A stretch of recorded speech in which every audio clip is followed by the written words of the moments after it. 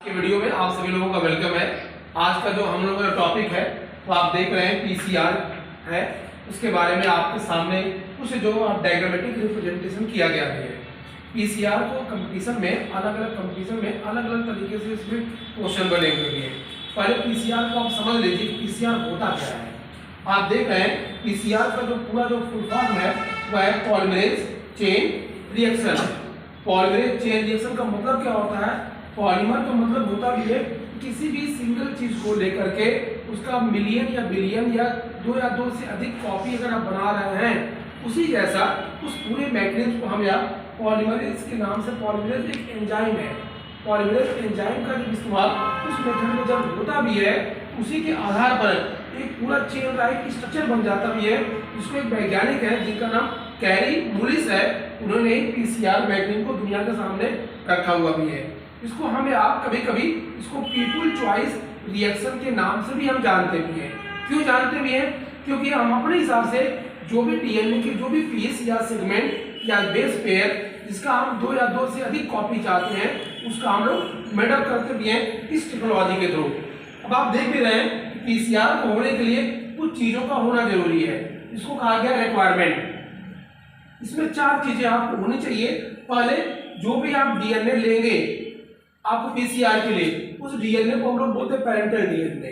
अब उस parental DNA में जिस डीएनए की आप कॉपी करना चाहते हैं उस डीएनए को हम लोग बोलते हैं टारगेट डीएनए। उस डीएनए में लगभग 100 से लेकर के 35,000 बेस पेयर आपको होने चाहिए केस में। उसके बाद से उस पूरे पीसीआर में आपको 2 प्राइमर चाहिए। और प्राइमर का मतलब पहली वो जगह जहां से कोई चीज स्टार्ट होती भी है उसमें लगभग 17 से लेकर के 30 न्यूक्लियोटाइड होने चाहिए। एक बहुत बेसिक चीज प्राइमर जो हमेशा अटैच होते भी है, आप देखेंगे इस रिएक्शन में वो हमेशा 5 प्राइम पर ही आपको अटैच होते हैं। इसको नोटिस करिएगा। तीसरा आप देख रहे हैं पूरे पीसीआर में एक कॉमन सा एंजाइम इस्तेमाल होता है डीएनए पॉलीमरेज।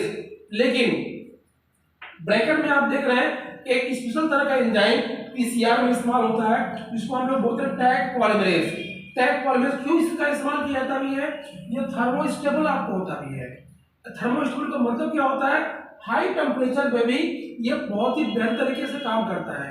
अगर डीएनए पॉलीमरेज एंजाइम का इस्तेमाल अगर हम यहाँ पीसीआर मैकेनिज्म में कर देंगे तो आपको हाई टेम्परेचर पर अलग अलग तरह के बेस पेयर से संबंधित एरर या कमियां या त्रुटियां आपको आ सकती भी हैं। इसीलिए पूरे पीसीआर के अंतर्गत डीएनए पॉलीमरेज में टैग पॉलीमरेज एंजाइम का इस्तेमाल किया जाता है। इसको कई बार अलग अलग क्वेश्चन पुटअप किया गया है नीट में भी।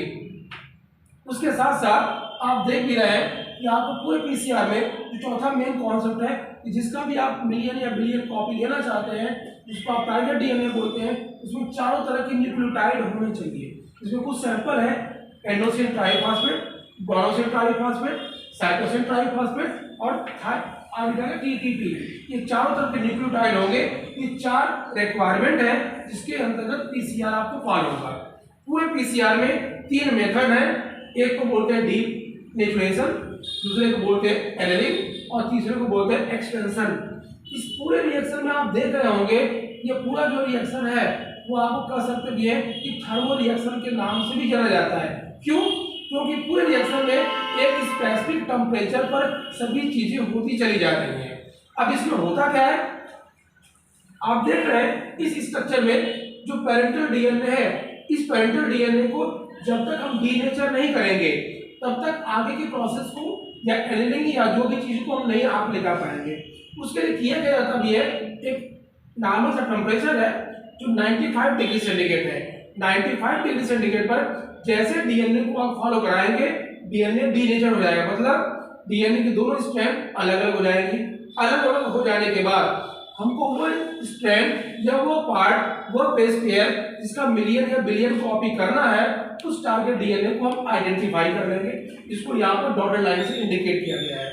उसके बाद से जब टेम्परेचर इसका लगभग 55 डिग्री सेंटीग्रेड हो जाता भी है जिसको हम लोग बोलते हैं एनलिंग, ठंडा होना, कूल डाउन होना, तब दोनों प्राइमर का इस्तेमाल 5 प्राइम के केस में आपको किया जाता भी है। जैसे दोनों प्राइमर का इस्तेमाल आप कर देंगे उसके बाद से जो थर्ड स्टेप है इसको आप बोलते हैं एक्सटेंशन, जहां पर आपको डीएनए पॉलीमरेज जिसमें आपको थर्मोस्टेबल एंजाइम टैग पॉलीमरेज का इस्तेमाल होता है, उसको हम लोग बोलेंगे एक्सटेंशन, जिसकी वजह से ये जो आप देख रहे हैं डीएनए, इसका जो टेम्पलेट के केस में इसकी आइडेंटिफाइड कॉपी ये 5 प्राइम के केस में यहाँ पर, और इसके अकॉर्डिंग ये डीएनए बनकर के आपको तैयार है। इसमें आपको लिखा गया है ये साइकिल फर्स्ट है, इसी की तरह साइकिल सेकेंड, साइकिल थर्ड, और जो आपकी एनसीईआरटी बुक का जो कॉन्सेप्ट है उसमें ये बताया गया भी है कि अगर 30 साइकिल तक आप लेके जाते भी हैं तो लगभग 1 बिलियन आप पीसीआर के अंतर्गत आप आइडेंटिफाइड मिलियन या बिलियन कॉपी को आपको बनाया जा सकता है।